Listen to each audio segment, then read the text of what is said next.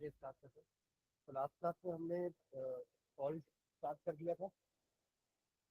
Salt क्या होते हैं? They are the ionic compound. ठीक है, तो ऐसा था हमने आयनिक कंपाउंड बिकॉज वो एक कैट आयन और एक एनायन से मिलकर बने हुए हैं। बट ये याद रखना है कि कैट आयन एच पॉजिटिव नहीं होना चाहिए, इसके अलावा आप कोई भी कैट आयन ले लो। और एनायन आपका ओ एच नेगेटिव नहीं होना चाहिए, एनायन ले लो, है ना। कैट आयन जैसे कि Na plus, CH2 plus, K plus, Mg2 plus, ये सब आपके कैट आयन हो सकते हैं। और anion carbonate CO3 negative, sulphate HO4 negative, HCO3 negative, है ना। OH नेगेटिव को छोड़ के बाकी जितने भी हमारे पास CH3COO नेगेटिव, ये सब हमारे क्या हो सकते हैं? एनायन। Cl नेगेटिव, तो फिर ये दोनों मिलकर बन जाएंगे NaCl, ये दोनों मिलकर बनेंगे CaCl2, ये दोनों मिलकर बनेंगे KCl, ये दोनों मिलकर बनेंगे MgCl2। ऐसे ही sodium carbonate, sodium sulphate, sodium bicarbonate, sodium acetate, ये calcium carbonate, calcium sulphate, calcium bicarbonate, फिर कैल्शियम एसिटेट। ऐसे आप सबके साथ सॉल्ट बना सकते हैं। ठीक है, हमने ये भी देखा था कि अगर आपको एक सॉल्ट का फॉर्मूला दिया हुआ है लाइक दिस, तो इससे आप कैसे एसिड और बेस निकालोगे कि कौन से एसिड और बेस को मिला करके ये सॉल्ट बना होगा। तो हमें पता है कि एसिड में क्या कॉमन होता है? H प्लस, और बेस के साथ होता है OH माइनस। तो आपको इसके कैट आयन को लेना है और इसके एनायन का मिक्स कर देना है, और इसके एन आयन को लेना है और इसके कैट आयन का मिक्स कर देना है। तो ये बन गया H2SO4 एसिड, और ये हो गया NaOH बेस। ठीक है, 5 टाइप के सॉल्ट देखे थे। क्या क्या थे 5 टाइप के सॉल्ट? सबसे पहला देखे थे नॉर्मल सॉल्ट, जिसमें कोई भी H या OH नहीं होगा, पूरा का पूरा ये कंप्लीट न्यूट्रलाइजेशन से बना होगा, है ना।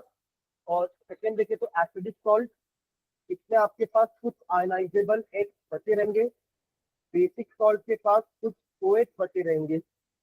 मिक्स्ड सॉल्ट में हमने क्या देखा था? Consist of more than 3 cations या anions other than H positive and OH negative. And last देखा था हमने डबल सॉल्ट की, दो सिंपल सॉल्ट या दो नॉर्मल सॉल्ट को मिला करके क्रिस्टलाइजेशन करेंगे तो हमें मिल जाएगा डबल सॉल्ट। देखिए जैसे एग्जाम्पल मोर सॉल्ट, एक पोटैश एलम, फेरस एलम, ठीक है, 2-3 एग्जाम्पल। तो यहाँ तक हमने किया था, और वी स्टार्टेड विद NaOH, है ना। मैंने आपको बोला था कि चैप्टर में हमें कुछ इंपॉर्टेंट सॉल्ट पढ़ने हैं। तो इसमें सबसे पहला सॉल्ट जो हमें पढ़ना है वो था NaCl। NaCl इससे इंपॉर्टेंट है बिकॉज इससे हम बहुत सारे इंपॉर्टेंट कंपाउंड बनाते हैं, जैसे कि इनमें एक है कॉस्टिक सोडा NaOH, एक है बेकिंग सोडा NaHCO3, और एक है वॉशिंग सोडा Na2CO3.10H2O। ये देखा था हमने, .10H2O का मतलब क्या था? Water of crystallisation. Water of crystallisation नाम दिए थे इसको, मतलब ये नंबर ऑफ वाटर मॉलिक्यूल्स थे which are attach to one molecule of a salt, है ना। एक सॉल्ट के मॉलिक्यूल से जितने वाटर मॉलिक्यूल्स अटैच होते हैं उनको हम कहते हैं वाटर ऑफ क्रिस्टलाइजेशन। ठीक है, तो ये तीनों NaCl से ही प्रिपेयर होते हैं। इसमें अपन ने पहला NaOH स्टार्ट किया था, तो कॉमन नेम क्या था जल्दी बताओ?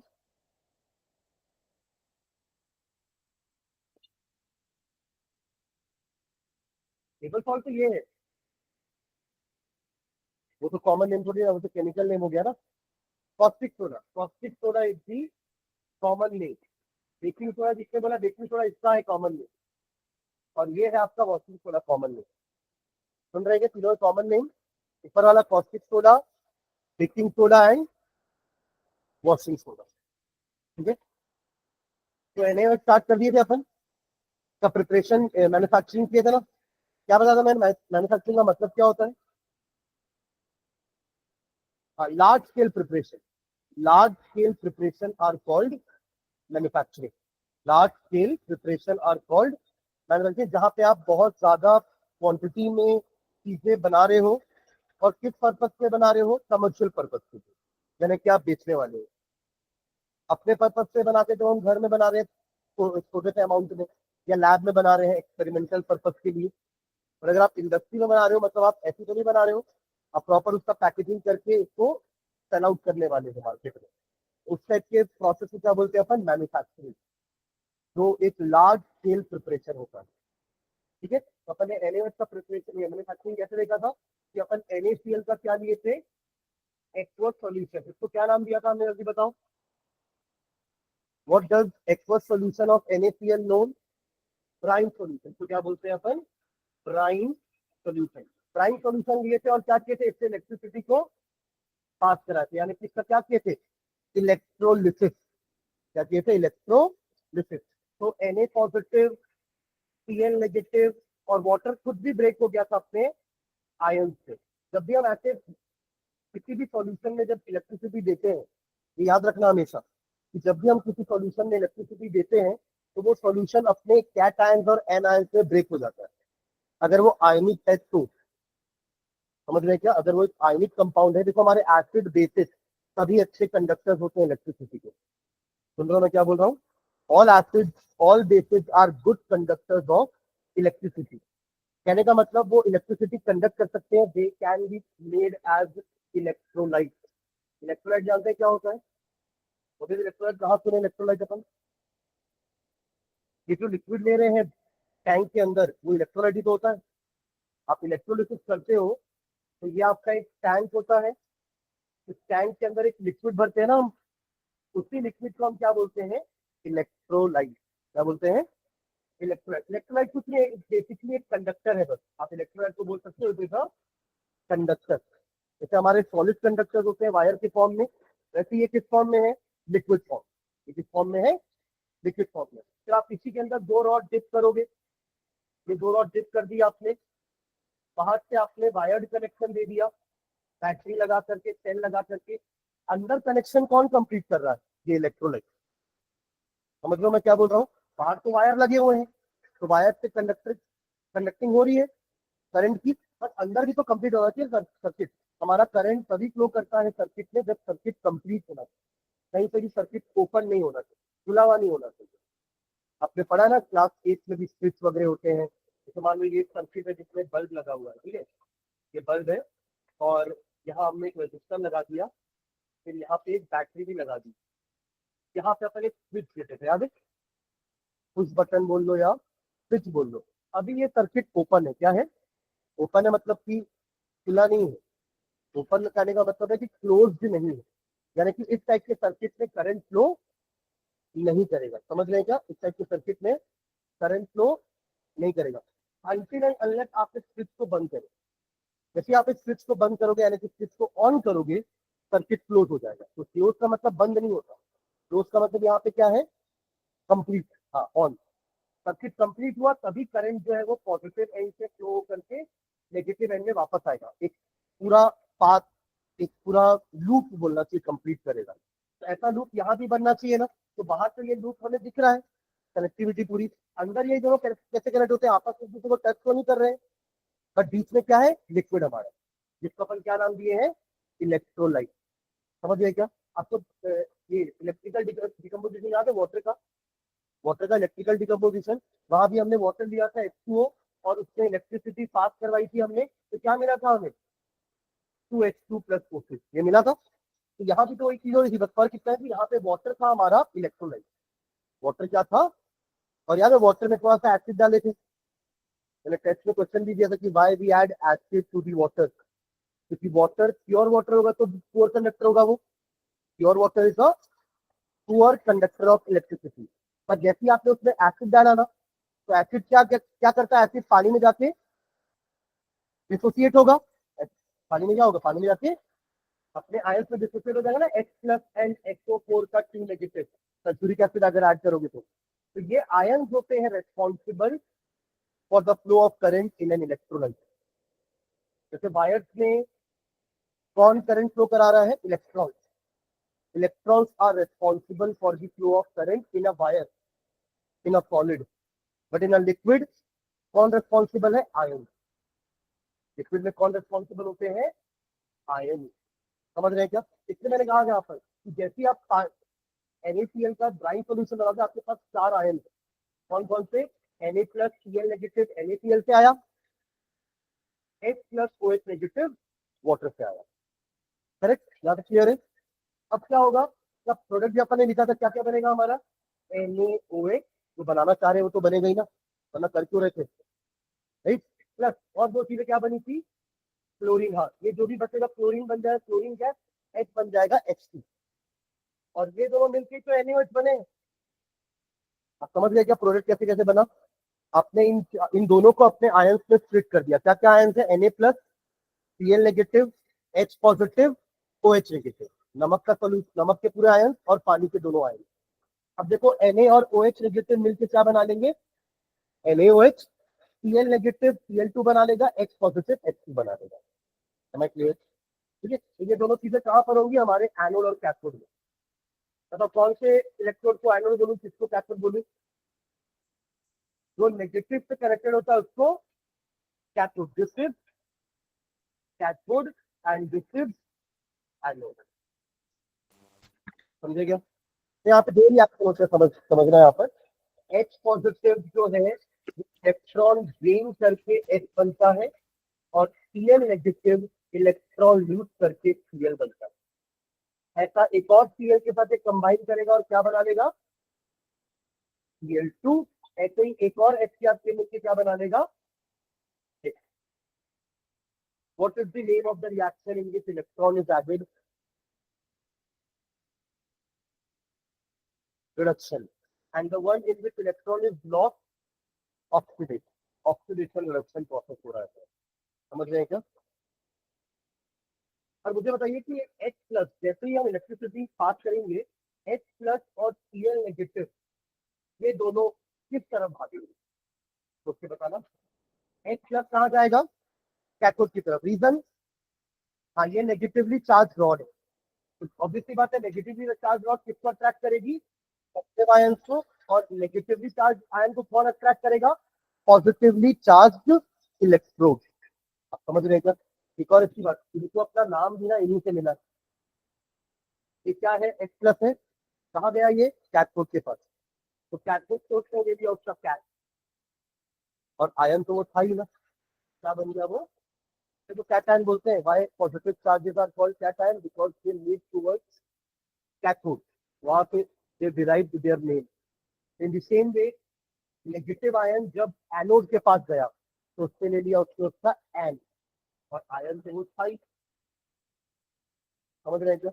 और उनका जो एंड नाम हो रहा है वो किससे हो रहा है, ओड से, बिकॉज वो लोग क्या है, वो लोग इलेक्ट्रोड है, क्या है वो लोग, इलेक्ट्रोड, इसलिए कैथोड, एनोड, इधर cation, anion. The ions which move towards cathode is named as cation, and the one which is leading towards anode is known as anion. और वहां जाके इनका क्या हो रहा है, ऑक्सीडेशन रिडक्शन। वहां Na प्लस और OH नेगेटिव नहीं जा पा रहे हैं, इसलिए वो दोनों मिलकर क्या बना लिए, NaOH। फाइनली हमारा रिएक्शन क्या हो गया, यहाँ इंडिकेटर रिएक्शन को अपन NaCl plus H2O bright solution का इलेक्ट्रोलिसिस करेंगे, तो हमें मिलेगा Cl2 H2 plus NaOH। Process का नाम क्लोर एल्कली क्यों दिए थे, why the process was known as chlor alkali process, तो नाम क्यों दिए क्लोर एल्कली, क्या क्या बन रहा है, क्लोरीन गैस बन रहा है और नहीं मोटर, NaOH को क्या बोलते हैं अपन, एक एल्कली है वो, अरे बेस है, पर basis which are soluble in water are known as alkali, water soluble basis are called alkali, इसलिए क्लोर एल्कली प्रोसेस का नाम था। ठीक है, डायग्राम आप लोगों ने बना लिया है कि प्रॉपर्टीज लिखते हैं, चलो कुछ प्रॉपर्टीज लिखते हैं। हमें सबका प्रिपरेशन, प्रॉपर्टीज और यूजेस, तीन चीजें पढ़नी है, 5 सॉल्व, और इस पांचों में से कोई एक या दो सॉल्व से क्वेश्चन 110% बनता है। समझ रहे हैं कि एग्जाम में मैं नोट्स की बात कर रहा हूँ आप लोग को, कि 100% इस वाले पार्ट से क्वेश्चन आता ही है। ठीक है, चलो तो लिखना है, इसकी कुछ प्रॉपर्टीज लिखते हैं। Some properties of sodium hydroxide are as follows, some properties of sodium hydroxide are as follows. Some properties of sodium hydroxide are as follows. First point लिखना, first point, it is a white crystalline, it is a white crystalline, it is a white crystalline जैसे NaCl होता है white colour का होता है, crystals होते हैं, दाने दाने होते हैं ना, उन्हीं को हम क्रिस्टल्स बोल रहे हैं। तो ये भी वैसे ही है, white crystalline comma deliquescent solid, DELIQUESCENT, deliquescent solid का मीनिंग इतना ब्रैकेट में ही, डेलिक्वेसेंट का मतलब क्या होता है ब्रैकेट में लिखो, ब्रैकेट में लिखिए, a substance ability, ब्रैकेट में लिख रहे हैं ना, का meaning a substance ability to absorb moisture from the air, the substance ability, the substance ability to absorb moisture from the air, moisture from the air and dissolve in it, and dissolve in it, and dissolve in it। ना ये क्या करते हैं, air में moisture होगा, उस moisture को क्या कर लेते हैं, ये एब्जॉर्ब कर लेते हैं और फिर उसमें डिजॉल्व हो जाते हैं। ठीक है, मतलब अगर आप इसको खुले में रख दोगे तो ये गीला हो जाएगा। क्यों गीला हो जाएगा, क्योंकि इससे एयर से क्या एब्जॉर्ब करेगा, मॉइस्चर, और थोड़ा सा लिक्विफाइड हो जाएगा। अब हम क्या भी देखते हैं, नमक के साथ भी ऐसा होता है, नमक जम जाता है डब्बों में, जब बाहर ऐसा रहता है तो हम देखते हैं होटलों में, फिर हम उसका निकालते हैं, तो वो भी क्या भी यही होता है, वो भी क्या कर लेता है, मॉइस्चर अब्जॉर्ब कर लेता है एयर से, एयर में तो मॉइस्चर है ही, तो वो एब्जॉर्ब कर लेते हैं। तो इस टाइप के सब्सटेंस को अपन क्या बोलते हैं, deliquescent substance, and the property is known as deliquescent. Substance को अपन डेलिक्वेसेंट बोल रहे हैं, प्रॉपर्टी का नाम क्या हो जाएगा, डेलिक्वेसेंट। ठीक है, तो सेकंड पॉइंट लिखना, it is readily soluble in water, it is readily soluble in water, it is readily soluble in water to give alkaline solution, to give alkaline solution। अभी तो alkali बोल रहे हैं इसको अपन, to give alkaline, readily soluble in water to give alkaline solution, to give alkaline solution। next point में, its aqueous solution is soapy to touch, its aqueous solution is soapy to touch। होना भी चाहिए क्योंकि base क्या होते हैं, सोपी to touch, उनका प्रॉपर्टी होता है बेस का।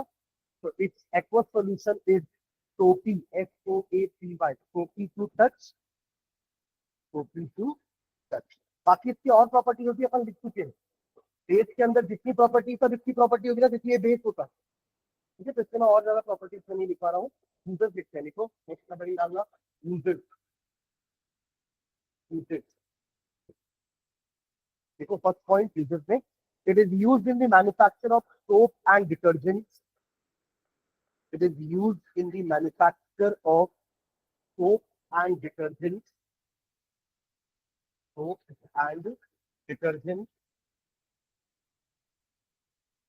second point, it is used in the petroleum refining, it is used in petroleum refining, petroleum refining। इसकी क्या मीनिंग होता है, पेट्रोलियम रिफाइनिंग, हाँ,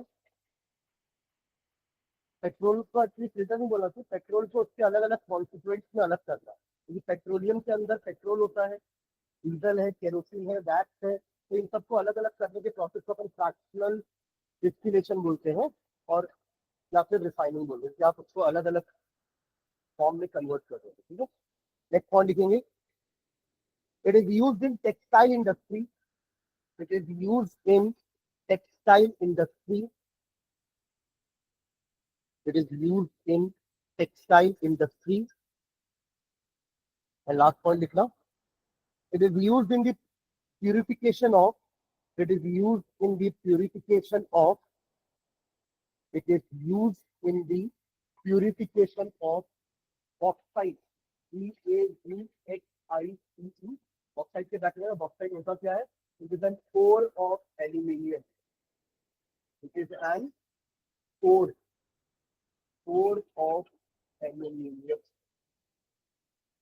एल्यूमिनियम का वो मिनरल जिससे हम एल्यूमिनियम एक्सट्रैक्ट करते हैं उसको ओर बोलते हैं। ओ आर, ये ना ओ आर वाला वो और नहीं है, ओर है। तो ओर क्या होता है? दे आर मिनरल जिससे हम मेटल को एक्सट्रैक्ट करते हैं। तो ये देखो, अर्थ क्रस्ट में ना मेटल प्योर फॉर्म में नहीं है। सुन रहे हैं मेरी बात? अगर आप बोलोगे हमको आयरन चाहिए तो आपको नेचर से प्योर आयरन नहीं मिलेगा, आपको नेचर में मिलेगा आयरन ऑक्साइड। क्या मिलेगा? Iron oxide. तो ये आयरन ऑक्साइड का क्या है? तो आयरन का क्या है? ये ओर। और फिर इसी में हम कुछ प्रोसेसेस कर करके आयरन को बाहर निकालेंगे। समझ रहे हैं मैं क्या बोल रहा हूँ? तो इसको कहते हैं इस पर्टिकुलर मेटल का या एलिमेंट का ओर। तो ऐसे ही बॉक्साइट Al2O3 होता है, that is the ore of aluminium, जिससे हम एल्यूमिनियम को बाहर निकालते हैं। है ना क्लियर? देखो ये सब रिएक्टिव है ना, तो अकेले तो रहेंगे नहीं, कहीं ना कहीं रिएक्ट करके कंपाउंड के फॉर्म में ही नहीं मिलेंगे आपको। आपको अगर प्योर आयरन चाहिए तो आपको उसके ओर से आयरन को एक्सट्रैक्ट करना पड़ेगा, वरना आपको नेचर में बाय डिफॉल्ट आयरन आयरन के फॉर्म में नहीं मिलता। कुछ ही मेटल्स ऐसे हैं जैसे कि गोल्ड हो गया, सिल्वर हो गया, जो कम रिएक्टिव होते हैं, वो आपको भले अपने नेटिव स्टेट में मिल जाएंगे, प्योर स्टेट में, बस उसमें धूल मिट्टी होगी तो हटानी पड़ेगी, साफ करना पड़ेगा थोड़ा बहुत, और बाकी अपने कंपाउंड के फॉर्म में मिलेंगे। तो उनको आपको कुछ ना कुछ केमिकल प्रोसेस करके अलग करना पड़ेगा। Fe2O3 को Fe में अलग करना पड़ेगा, Al2O3 से Al अलग करना पड़ेगा। ठीक है? हाँ, ठीक है, ठीक।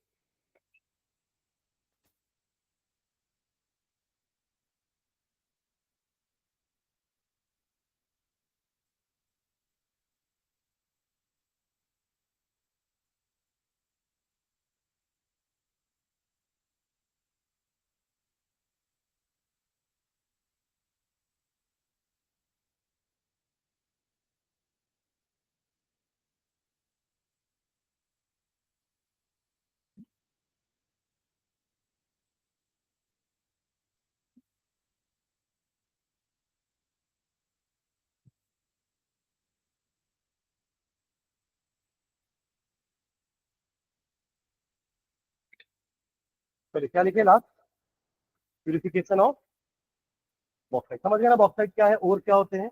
दे are the minerals from which metals are extracted. ठीक है? तो इनको क्यों महंगा होना है? तो वो प्रोसेस ज्यादा कोई महंगा नहीं होता है, प्रॉफिटेबल होता है, इकोनॉमिकल होता है। ठीक है? और वो सारे रेयर हैं या कम नेचर में, कम क्वांटिटी में, इसलिए वो महंगे हैं। ठीक है? फिर नेक्स्ट अगला, सेकंड सॉल्ट लिखना। ये फर्स्ट हो गया। क्या नंबर दिए थे NaOH को? कुछ नंबरिंग किए थे NaOH में? तो लिखोगे 1 2 या रोमन नंबर ABCD कुछ तो। हाँ, ये जो भी दिए उसके अगला नंबर देना आप, सेकंड, विच इज NaHCO3।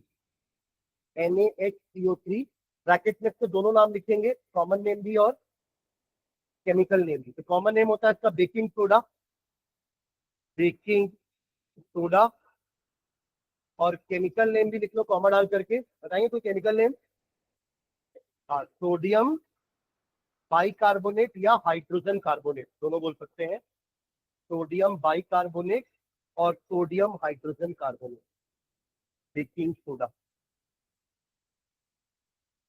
ठीक है? इसका भी तीन हेडिंग पढ़ेंगे, प्रिपरेशन, यूजेज, प्रॉपर्टी। ठीक है? चलो फर्स्ट लिखते प्रिपरेशन, लिखना इसका आइकन डाल के। It is prepared in the laboratory, it is prepared in the laboratory, it is prepared in the laboratory from sodium chloride. Again ये तीनों अपने जो तीनों के तीनों सॉल्ट है सब सोडियम क्लोराइड से ही बने। Prepared in laboratory from sodium chloride, from sodium chloride, by passing by passing by passing carbon dioxide gas, by passing carbon dioxide gas, by passing carbon dioxide gas through a cold solution of, through a cold solution of, through a cold solution of sodium chloride, through a cold solution of sodium chloride with ammonia, with ammonia, with ammonia. Reaction लिखना नीचे देखो क्या लिख रहे हैं अपन, NaCl और water तो लेना ही है जो पिछले बार भी ले रहे थे ना, NaOH बनाने के लिए ये दोनों लिया था ना हमने, ये दोनों तो अभी भी लेना। साथ में दो चीजें और लेनी है, एक कार्बन डाइऑक्साइड और दूसरा ले लेंगे अमोनिया NH3। ठीक है, दो प्रोडक्ट बनेंगे, एक जो हम बनाना चाह रहे हैं दैट इज NaHCO3, दूसरा बनेगा NH4CO, अमोनियम क्लोराइड, NH4CO। ये हमारे दो प्रोडक्ट है। बैलेंस है क्या देखो एक बार करो, तो बैलेंस दिख रहा है बैलेंस, आप करके दिखाओ।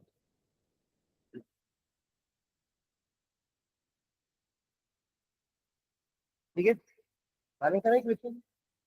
सोडियम इधर एक है, इधर भी एक है, क्लोरीन एक है, यहाँ भी एक है, नाइट्रोजन यहाँ पर एक, यहाँ पर एक, कार्बन यहाँ एक, यहाँ पे भी एक, ऑक्सीजन कितना है यहाँ पर, दो और एक तीन, इधर भी तीन, हाइड्रोजन कितना है यहाँ पे, तीन दो पांच, यहाँ पे भी चार और एक पांच। ठीक है, ये हमारा रिएक्शन हो गया, किसका प्रिपरेशन है ये, बेकिंग सोडा। ठीक है, सम प्रॉपर्टीज नीचे लिखो, some properties of baking soda are as follows, some properties of baking soda are as follows, some properties of baking soda are as follows। First point लिखना, it is a white crystalline solid, ये भी आपका white crystalline solid, white crystalline solid. Second point लिखेंगे, it is soluble in water, it is soluble in water, it is soluble in water and its aqueous solution is alkaline in nature, and its aqueous solution is alkaline in nature, its aqueous solution is, its aqueous solution is alkaline in nature। Next, on heating, third point, on heating, on heating, on heating, it gets converted into, on heating, it gets converted into, ये समझ के बिना क्या लिखे उसके बाद reaction आप लोग लिखोगे ना, इसी पॉइंट का रिएक्शन आप लोग लिखोगे। On heating it gets converted into sodium carbonate, sodium carbonate with the evolution of carbon dioxide gas, sodium carbonate with the evolution of carbon dioxide gas, with the evolution of carbon dioxide gas। इस चीज को translate करो तो एक reaction के form में लिखो इसको। हीट कर रहे हैं, किसको हीट कर रहे हैं, हाँ बेकिंग सोडा की प्रॉपर्टी पढ़ रहे हैं तो उसको हीट कर रहे होंगे, तो रिएक्टेंट क्या है हमारा NaHCO3। हीट करेंगे तो एरो बना देना, सीधा एरो के ऊपर क्या लगाओगे, एक ट्रायंगल, इसका मीनिंग क्या होता है, हीटिंग।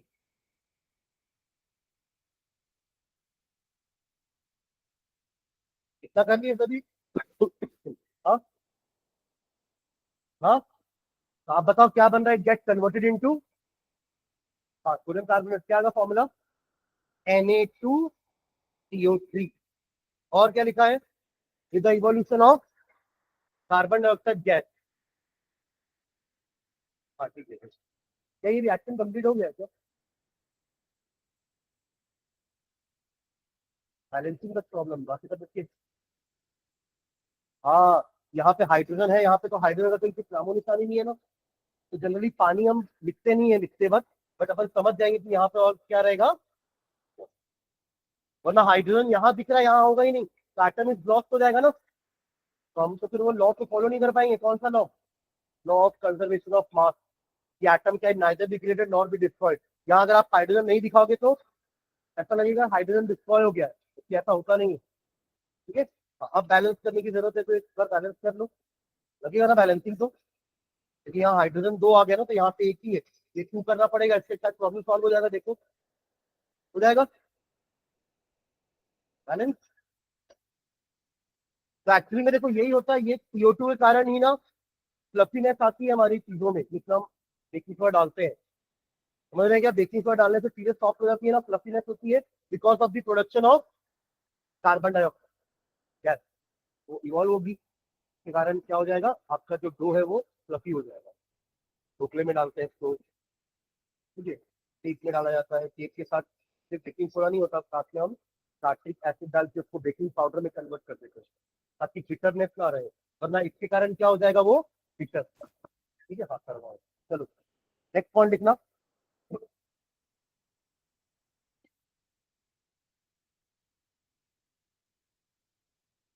कितने पॉइंट लिखे, तीन हो गए ना, तीन हो चार हुए, तीन बस, ठीक है। Uses, uses, uses, first use लिखना,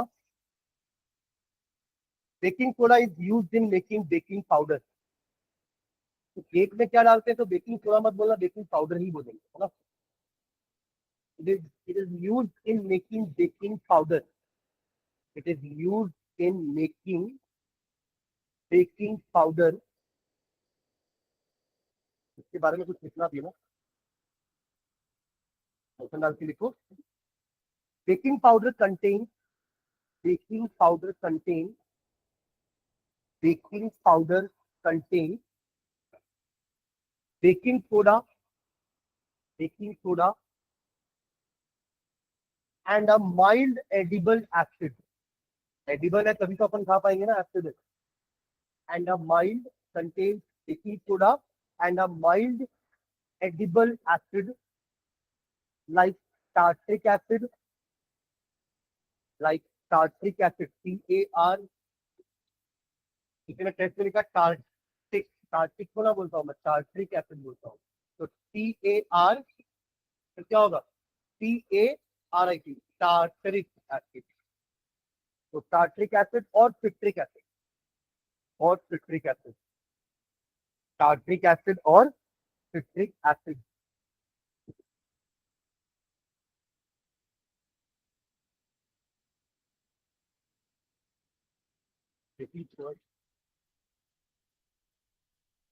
बेकिंग सोडा ना डाले, बेकिंग पाउडर डाले, हाँ तो बेकिंग पाउडर तो डालना,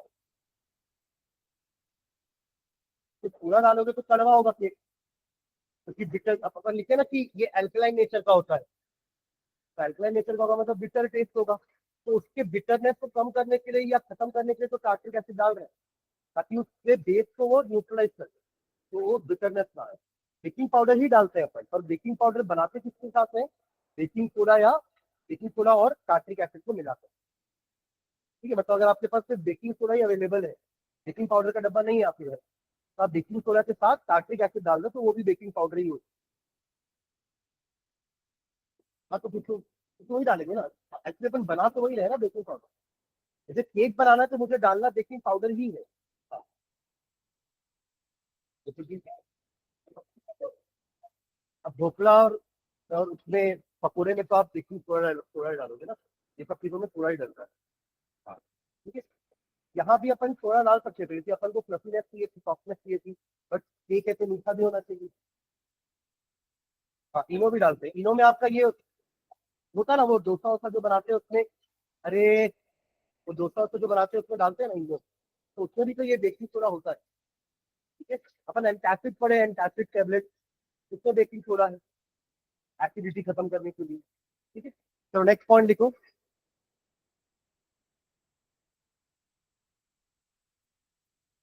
अच्छा, नहीं मैं इसको कंप्लीट नहीं करवाया, सॉरी। हाँ, क्या लिखे, citric acid, full stop. When baking powder, when baking powder is heated, when baking powder is heated, ये सब आप कब डाल देते हैं, जब आप डो बना रहे हो, सुन रहे हो क्या, जब आप उसका केक का घोल बना रहे हो ना, डो, तभी हम सब ऐड कर देते हैं, फिर वो डो को क्या करते हैं अपन, हाथ लगा देते हैं। हाँ, एक डब्बे में डाल के साथ साथ लेते हो अपन, जिस भी डब्बे में आप केक बनाना चाहते हो उसमें आप उस डो को पलट देते हो, राइट, और फिर उसको आप ओवन में या, हाँ, या कुकर में, कोई लोग कुकर में करते हैं, कुछ लोग ओवन में करते हैं, ओवन में जाकर हीट करते हैं। तो ये हीटिंग होने के बाद ही तो ये प्रोसेस होगा ना, कौन सा वाला, ये वाला, समझ रहे हैं। आप हीट कर रहे हो ना, इसमें तो अपन प्रॉपर्टी में लिखे कि बेकिंग सोडा को जब हीट किया जाता है तो क्या होता है, ये बनता है प्लस CO2। यही है कुछ राइजिंग होने का कारण। हमने डाला था डब्बे में इतना सही, पर धीरे धीरे वो फुल करके तक आया था ना केक, उसका कारण है बिकॉज ऑफ दिस CO2। वही लिखा रहा हूं मैं, baking powder is heated, when baking powder is heated, comma, NaHCO3 यानी कि baking soda decomposes to give, when baking powder is heated, NaHCO3 decomposes to give carbon dioxide and sodium carbonate. Carbon dioxide and sodium carbonate. So CO2 bubbles out, CO2 bubbles out, CO2 bubbles out, causing the bread and cakes to rise. CO2 bubbles out, causing the bread and cake to rise. So this makes them light and fluffy. This makes them light and fluffy. SLE. Light हो जाता, हल्का भी हो जाएगा और fluffy हो जाएगा, light and fluffy. ठीक है, अब इसका क्या यूज है टार्ट्रिक एसिड का, तो वो भी लिख लेते हैं, तो उसका डाल के लिखेंगे इसी नहीं। The acid present in the baking powder, the acid present in the baking powder, वो टार्ट्रिक होगा या वो सिट्रिक होगा, बट वो माइल्ड एडिबल एसिड होना चाहिए। The acid present in the baking powder neutralizes Na2CO3, neutralizes वही sodium carbonate, Na2CO3 neutralizes Na2CO3. Last line, if acid is not present, if acid is not present, if acid is not present, the cake will taste bitter. If acid is not present, the cake will taste bitter. ठीक है, तो second use लिखना, it is used in the medicine, it is used in the medicine, second use लिख रहे हैं अपन baking soda का ही, it is used in medicine as an antacid, as an antacid। Antacid क्या होता है, अपन देखे थे ना, एसिडिटी हो जाती है, तो to neutralise the excess acid we take some tablet known as antacid tablet. तो एंटासिड टैबलेट में भी आपका बेकिंग सोडा होता है। ठीक है, एक और लिखो, in the manufacture of in the manufacture of in the manufacture of aerated water, aerated water, what does this mean? What is aerated water? AERATED, तो शॉर्ट फॉर्म में मतलब इसका एक और नाम होता है, 4 लेटर्स का है, सोडा, सोडा, सोडा है ना। अरे सोडा में कार्बन डाइऑक्साइड होता है ना, तो कार्बन डाइऑक्साइड इसमें आ रहा है कि नहीं, बेकिंग सोडा को हीट करने पर कार्बन डाइऑक्साइड बन रहा है ना, तो आपका इसके साथ काम होगा, तो ये छोड़ोगे तो इसको यूज कर सकते हो ना पानी से सोडा बनाने के लिए। कोई भी चीजें हमारे इंडस्ट्री में वेस्ट नहीं जाती, कहीं ना कहीं उसका यूज कर लेते हैं हम। ठीक है, it is used in the manufacture of aerated water, and last point, it is used in fire extinguisher, it is used in fire extinguisher, it is used in fire extinguisher। ये जानते हैं ना, CO2 बनाएगा ये again, तो उससे fire क्या होगी, एक्सटिंग्विश होगी, बुझ जाएगी। ठीक है, तो 4 यूजेस हो गए इसके। Next third salt, third third salt लिखेंगे वॉशिंग सोडा, वॉशिंग सोडा, ये इसका कॉमन नेम हो गया। ठीक है, ब्रैकेट में इसका फॉर्मूला लिखना, Na2CO3 Na2CO3 dot 10H2O।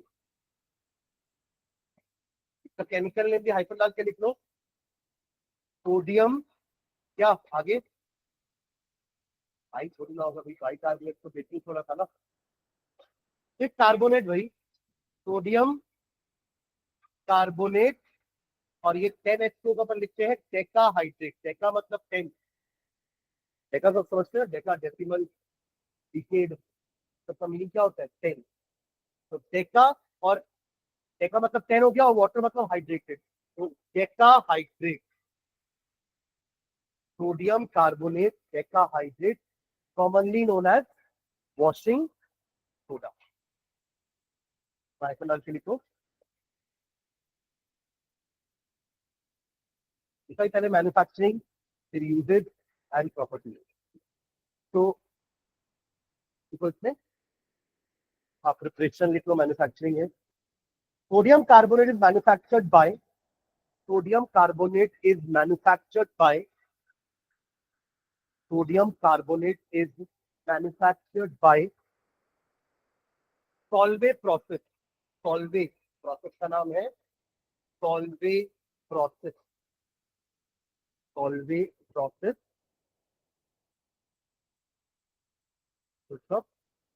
Steps are as follow. Steps 3 step में बनाएंगे बेकिंग वॉशिंग सोडा को। Steps are as follow. First लिखेंगे, फर्स्ट स्टेप ये डाल करके,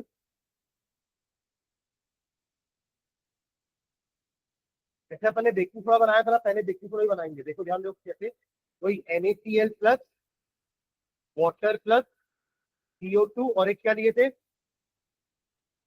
NH3 अमोनिया। क्या बना था, baking soda and ammonium chloride NH4Cl। First step.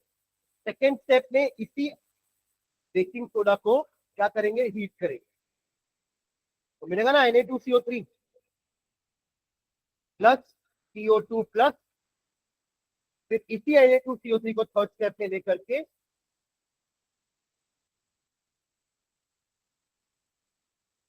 10 water molecule के साथ बन जाएगा Na2CO3 डॉट 10। ठीक है, तो यही पूरा सॉल्वर प्रोसेस है। देख लो तीनों पॉइंट, तीनों रिएक्शन। तो तीनों रिएक्शन अपने लिए कोई पुराने नए नहीं है ना। अभी अपन ने ऊपर ये वाला रिएक्शन देखा ही था बेकिंग सोडा के प्रिपरेशन में, और ये वाला रिएक्शन देखे थे बेकिंग सोडा की प्रॉपर्टी में, कि जब बेकिंग सोडा को हीट करेंगे तो Na2CO3 बनता है।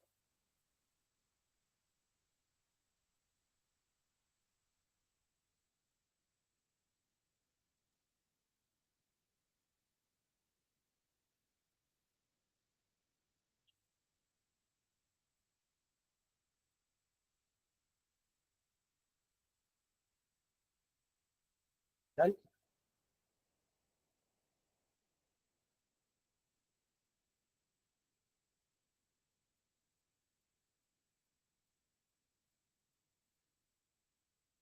तो प्रॉपर्टी किससे सब डालो, property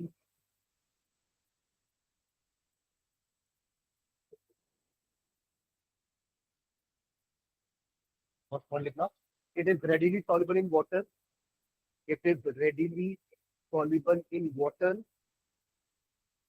it is readily soluble in water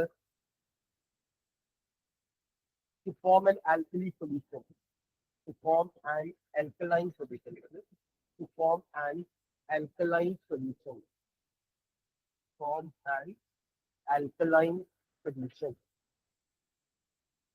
ठीक है, सेकेंड पॉइंट लिखना, when crystals of when crystals of washing soda when crystals of washing soda are left open in air, when crystals of washing soda are left open in air, when crystals of washing soda are left open in air, they lose, they lose, they lose, they lose LOHC, 9 molecules of water. They lose 9 molecules of water। है इनके पास कितने, 10 है ना, इसमें से 9 loose कर देते हैं, they lose 9 molecules of water of crystallization, water of crystallization,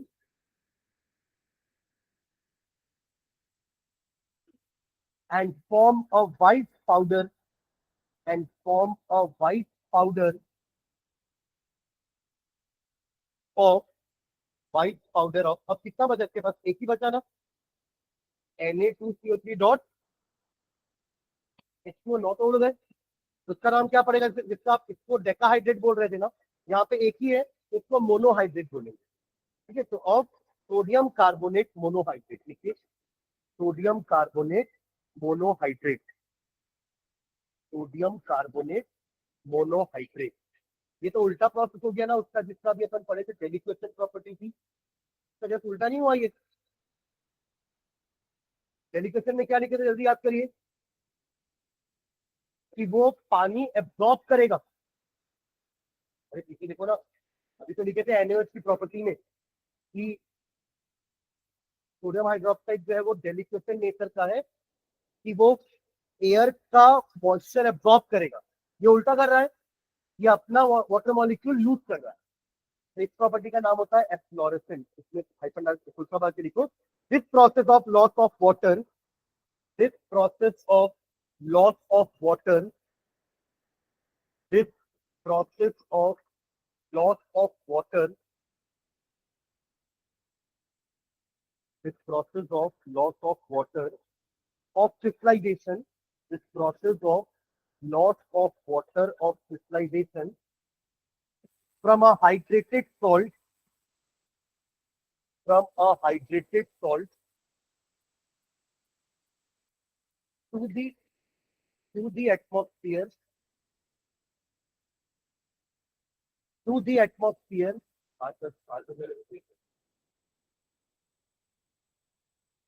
loss of water of crystallization from a hydrated salt to the atmosphere on keeping it exposed to air, on keeping it exposed to air, on keeping it exposed to air is called efflorescence. EFFLORESCENCE,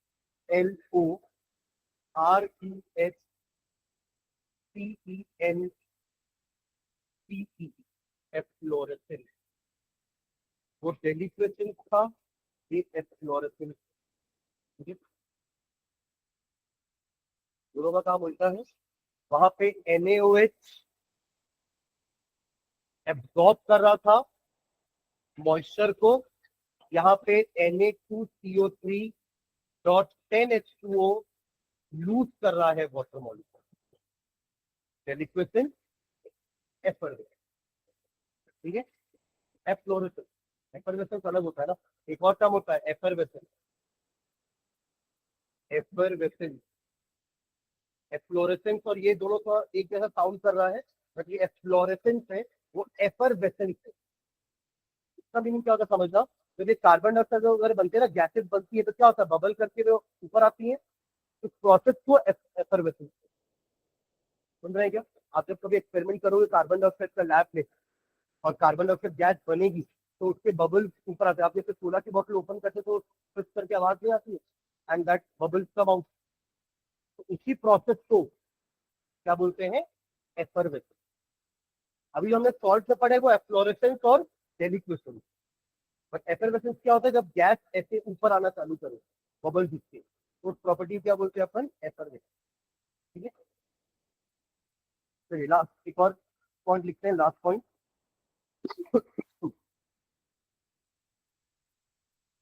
on heating washing soda, on heating washing soda does not decompose, on heating washing soda does not decompose। देखो जैसे देखो ये baking soda तो heat करने पर decompose हो गया था ना, डिकम्पोजिशन हो रहा है कि, ये रिएक्शन का नाम क्या है, डिकम्पोजिशन है। जहां पे एक रिएक्टेंट होते हैं, मल्टीपल प्रोडक्ट होते हैं, उसको अपन डिकम्पोजिशन नाम दिए थे। और वो भी किस टाइप का डिकम्पोजिशन है, ये thermal, by heat, composition by heat.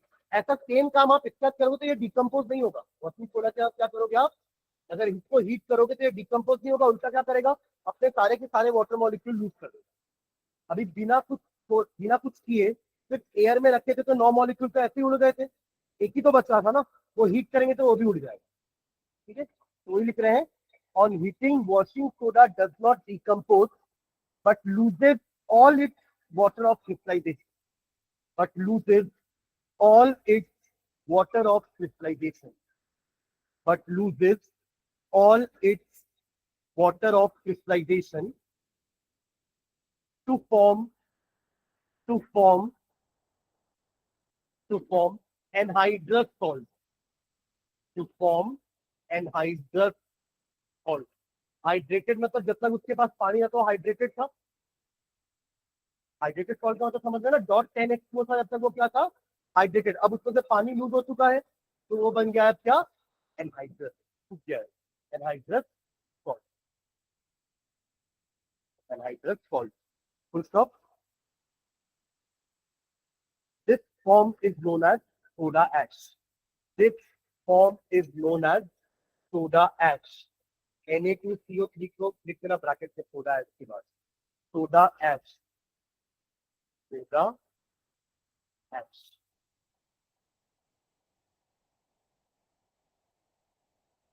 फॉर्मा देखिए, व्हाइट इन कलर लिखना, white in colour, white in colour. और अपन ने शुरू के दोनों पॉइंट, बाकी दोनों में क्या लिखे कि वो व्हाइट क्रिस्टलाइन सॉलिड है ना, पर ये व्हाइट नहीं होता, ये ट्रांसपेरेंट क्रिस्टलाइन सॉलिड होता है, उसको भी लास्ट पॉइंट में लिख लो। Washing soda is a white crystalline, white नहीं, crystalline transparent solid. Washing soda is a crystalline transparent solid. White तो वो तब होता है जब उसके वाटर मॉलिक्यूल लूज हो गए। White, sorry, crystalline transparent solid, white मत लिखना ना, व्हाइट अब हुआ है जब उसके पानी मॉलिक्यूल क्या हो गए हैं, उड़ गए। ठीक है, यूजेस, यूजेस,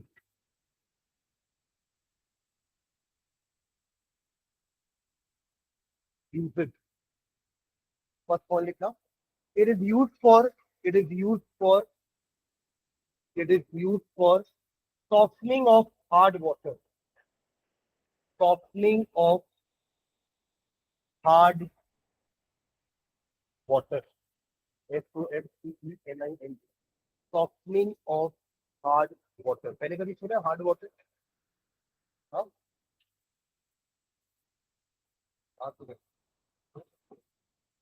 हार्ड वाटर मतलब ये नहीं कि वो दिखने में हार्ड होगा या छूने में वो कड़क होगा, नहीं। और सॉफ्ट वाटर छूने में सॉफ्ट होगा, ऐसा नहीं। दिखने में दोनों पानी जैसे दिखेंगे,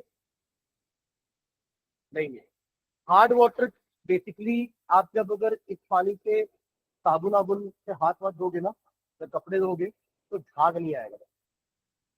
अगर ऐसा पानी है जिसमें आपका साबुन आग नहीं दे पा रहा है, इस टाइप के पानी को क्या बोलते हैं हम, हार्ड वाटर। और अगर आसानी से झाग आ पा रहा है, इसका मतलब वो एक सॉफ्ट वाटर, ये डेफिनेशन है। पर ये हार्डनेस होती किसके कारण है, कुछ ऐसे सॉल्ट होते हैं जैसे for example MgCl2, CaCl2, MgSO4, CaSO4, MgCO3, CaCO3, ये कुछ ऐसे सॉल्ट है। कौन कौन से सॉल्ट लिखे हैं मैंने, क्लोराइड के, सल्फेट एंड कार्बोनेट। और कौन कौन से, मैग्नीशियम और कैल्शियम के, तीनों सॉल्ट मैग्नीशियम कैल्शियम के हैं। ये लोग पानी में डिजोल्व हो जाते हैं, समझ रहे हैं क्या, दिखेंगे नहीं क्योंकि डिजोल्व हो चुके हैं, जैसे नमक डिजोल्व होता है तो दिखता है क्या, इन द सेम वे ये लोग भी पानी में डिजोल्व होते हैं पर दिखते नहीं। जो भी पानी में हमें टेस्ट आता है ना, अरे हम बोलते थे कि वाटर में टेस्टेड लिक्विड, पर पानी में थोड़ा बहुत तो टेस्ट आता है, वो टेस्ट इन्हीं सॉल्ट के कारण होता है, समझ रहे हैं क्या। अगर आप इन सॉल्ट को रिमूव कर दोगे ना, तो अभी वो पानी पीने लायक तो है, बट अब उसमें कोई मिनरल्स नहीं है। ये सब मिनरल्स तो है, हमारे कैल्शियम जा रहा है हमारी बॉडी में, समझ रहे हैं आप क्या बोल रहा हूँ मैं। ये सॉल्ट में अगर ये प्रेजेंट होगा, उसका मतलब हमारी बॉडी में कैल्शियम जा रहा है इस पानी के थ्रू, तो अच्छी बात। बट ये पानी कपड़े धोने लायक नहीं है, क्योंकि इनमें डिजोल्व सॉल्ट है जो इस पानी को क्या बना चुके हैं, हार्ड, इसके कारण साबुन के साथ झाग नहीं है, तो कपड़े नहीं धो पाओगे आप इस तरीके से, और झाग नहीं आएगा तो प्रॉपर कपड़े साफ नहीं होगा। समझ रहे हैं क्या, है ना, क्लियर। तो ये होता है हार्ड वाटर का मतलब। तो हमारा ये क्या करता है, वॉशिंग सोडा इन सॉल्ट को रिमूव करता है। और अगर ऐसा कर देगा तो वाटर क्या बन जाएगा, इसी प्रोसेस को बोलते हैं सॉफ्टनिंग ऑफ हार्ड वाटर। ऊपर कहीं मार्जिन में लिख लो, तो जहाँ पे आप हार्ड वाटर जिस पेज में लिखे हो ना, उस हार्ड वाटर में अंडरलाइन मारो, अरे अंडरलाइन, और उसके ऊपर एक स्टार बना, और ऐसा ही स्टार आप ऊपर बना करके उसका मीनिंग लिखते हो। ये स्टार में अपन क्या बता रहे हैं, हार्ड वाटर का मीनिंग। तो लिख लो, water which do not form lather, तो कुछ नोट बोलते हैं, आप पूछना ये स्टेप का जो लिखते हैं पर क्या बोलते हैं, फुट नोट। जनरली ये नीचे लिखा जाता है, कभी तो फुट बोल रहे हैं ना, फुट मतलब नीचे होता है। कभी आप पढ़ना कोई बुक, तो आप लोग पढ़ते नहीं हो, वरना आपको पता चलेगा कि बुक में ऐसे कुछ लिखा हुआ है, इसका मीनिंग कुछ और होगा, तो वहां पे एक डॉट लगा देगा और डॉट का मीनिंग नीचे लिखा रहेगा, तो बोलते हैं फुट नोट। क्योंकि वहां पे हो सकता है जगह नहीं होगी, या वहां लिखना जरूरी नहीं है वहां पे उसको, इसलिए उसका मीनिंग नीचे लिख। तो वैसे ही अपन हार्ड वाटर का मीनिंग ऊपर लिख रहे हैं। वाटर क्या लिखे, water which do not form lather with soap, do not form leather, leather की स्पेलिंग क्या लिख रहे हैं, LEA वाला तो नहीं लिख रहे ना, वो जो चमड़ा होता है, LATHER, do not form lather with soap, it's called hard water, it's called hard water, it's called hard water. ठीक है ना। और हार्डनेस किसके कारण होती है, because of some dissolve salt. Hardness का रीजन क्या है, because of some hard, sorry because of some dissolve salt. वो प्योर सॉल्ट के नाम जो मैंने लिखे थे वो डिजॉल्व होते हैं पानी के अंदर, इसलिए वो हार्ड हो जाते हैं। चलिए next, second second application, second use. अच्छा, यूज का एप्लीकेशन ही बोलते हैं, समझ रहे हैं ना। कई बार एप्लीकेशन और सीखा रहेगा तो सबसे कंफ्यूज होगा कि हमने एप्लीकेशन तो पढ़ा नहीं, पहले तो हम तो प्रिपरेशन, प्रॉपर्टी और यूज ही पढ़ा है। एक्चुअली एप्लीकेशन मतलब यूज ही होता है। एप्लीकेशन मतलब where do we apply all this things in our daily life. ठीक है, ओके। सेकंड पॉइंट लिखेंगे, it is use for washing purposes. Washing थोड़ा नाम ही है ना, बिकॉज आप वॉशिंग कर रहे हो उसका लॉन्ड्री वगैरह में, तो it is use for washing purposes in laundry, washing purposes in laundry, and cleaning agent for domestic purposes. It is used for washing purposes in laundry, LAUNDRY, laundry, and cleaning agent for domestic purposes. Cleaning agent for domestic purposes. Third point, it is used in textile industry. It is used in textile industry. It is used in textile industry and also in petroleum refining. जो हमने वहां भी लिखा था, also in petroleum refining, textile industry and also in petroleum refining. Last point, it is used for the manufacture of compounds like, it is used in the manufacture of compounds like, it is used in the manufacturing of compounds like soap, from a glass, compound नहीं बोलना चाहिए, आप compound काटो, useful things like लिखो। Soap compound नहीं है ना, soap एक मिक्सचर होता है, काटिए। Useful things like soap, glass, paper, etcetera. ठीक है, तो ये NaCl के तीनों सॉल्ट हो गए हमारे, NaOH, baking soda and washing soda. दो और बचे में जो NaCl के नहीं होते, वो है हमारे ब्लीचिंग पाउडर और दूसरा था COP। 5 पढ़ने मैंने कहा था, 5 में से हमारे क्वेश्चन आते हैं इस टॉपिक। ठीक है, तो इन सब का प्रिपरेशन, प्रॉपर्टीज एंड यूजिंग। ठीक है, तो थैंक यू। ये सच्चे वाली आंसर शीट लेके जाओ बच्चे।